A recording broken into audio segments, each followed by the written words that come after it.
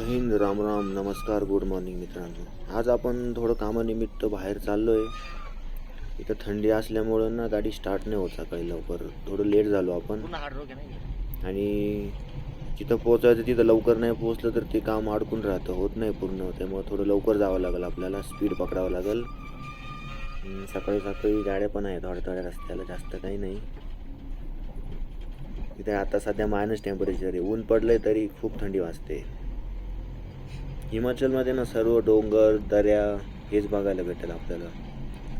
आपल्याकडचे tourist पण खूप येतात. नाशिक, मुंबई, पुणे, सांगली, साताऱ्याकडचे खूप टुरिस्ट भेटतात.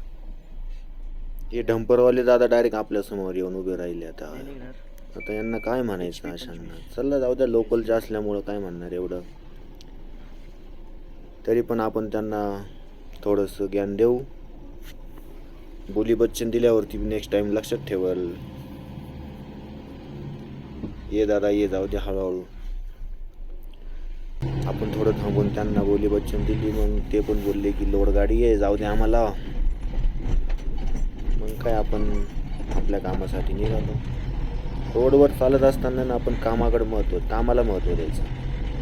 हे असले काही काही नमुने भेटत राहतात. कोणी कसं चालतं, कोणी कसं चालतं. हे बघा पुढं आता ऊन पडलं मस्त.